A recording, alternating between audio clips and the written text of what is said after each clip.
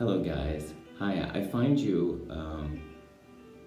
You find me here in the in a little corner in the place that I'm staying right now, and I thought appropriate because nothing really matters in the sense of like where I am, what I'm doing, and all that kind of thing, and where I'm sharing because I'm sharing, and that's the most important thing. So anyway, I'm in the bathroom because I'm sharing this apartment, and somehow I feel much more comfortable. Which is another thing is when you ask yourself, I feel more comfortable this way. So I just want to share with you right now about just my, I don't know, perspective of what happens maybe. Yesterday, I had a meeting with the other jury members, which they're all so lovely and they're so wonderful and you know, in myself, I'm sometimes challenged with my ego, which is present. And so it's like the ego is there, and the ego is, can be very, very sly and slick when you're around people who are in the same profession as you. And, you know, I have 30 years in this profession, and I'm here, and I question everything. I question every motive of action, I guess, in a way. So it sounds really exhausting, and maybe perhaps it is because my head is, you know, and how I think or how I believe is very different today than I did yesterday, if you understand, as a metaphor, before in my life. And I'm just being. And what is interesting is that the ego arises and tries to perhaps make yourself in the conversation look better, or to say important things, or to feel less than, or how can you say, it's like,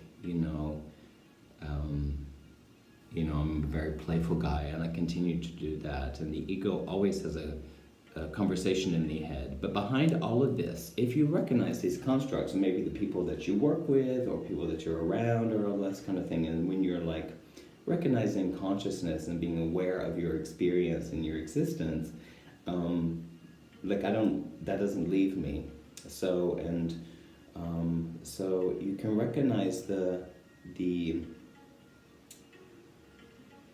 ego in action, and all those kind of experiences are important to recognize, and it can feel very uncomfortable because you want to, in some ways. I mean, this sounds really dramatic because I don't feel like that, but at times I feel like, I'm supposed to be this adult and I'm supposed to behave in a specific way, and I'm very resistant to that kind of, to the ego trying to drag me into a situation, or trying to drag me into being a certain way, or having to behave a certain way. I always, like I say before, I always have respect because I want respect. I give what I give.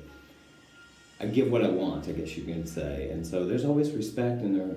And so this is really important for developing. And I think that any thought that's arising in any situation,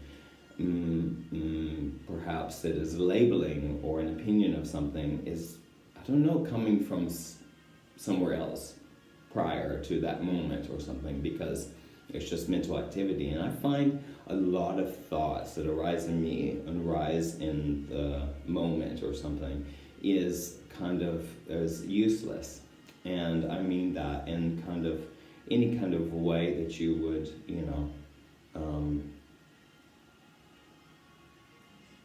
unlikely recognize. I think in your head, especially when you're doing the shift in recognizing your own your choices, and your choices not being on automatic because you feel fear or feel like you won't be accepted, I don't know, within certain circles or whatever. So those masks are, the ego is really holding that mask on you.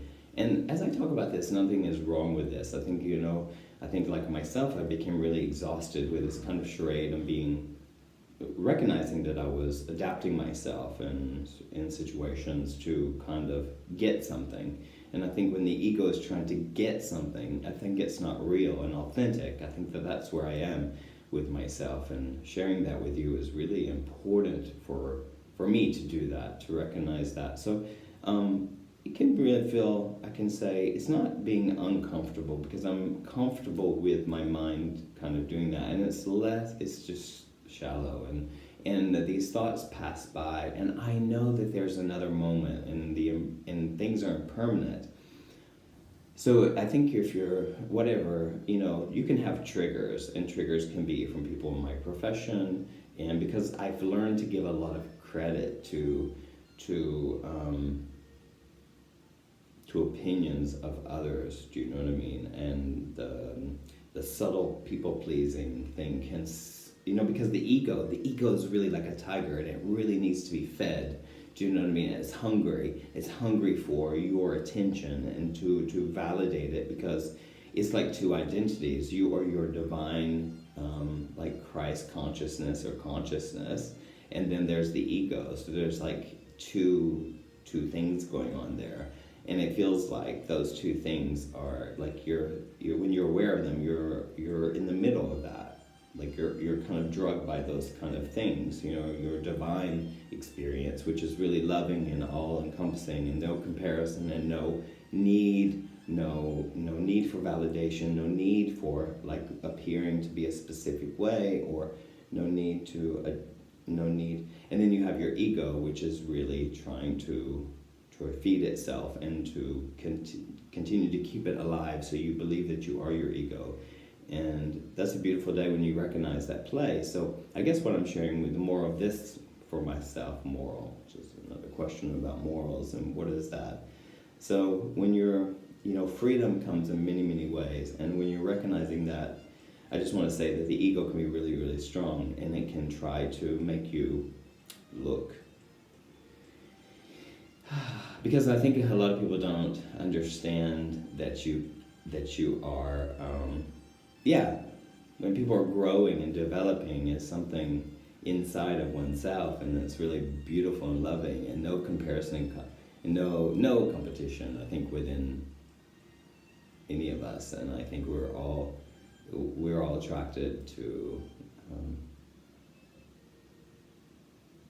the light, I think, in the end. And so I don't know if this makes any sense, but it doesn't matter if it does or not. It's just kind of sharing, and it can resonate or not resonate as it does. But so have a beautiful day, and thank you for watching, and thank you for sharing your time with me in the bathroom. It's really cute. It's really cute. So maybe I can do my talks here. Here's my bathtub. So I have so much love in my heart for mankind, and for you, and for myself, and I don't know when I'll see you next, but I will see you when I see you. Tomorrow's a very big day for me, the next 2 days. Okay, I send you love. Thank you for watching me. Thank you. Have a great day. Bye.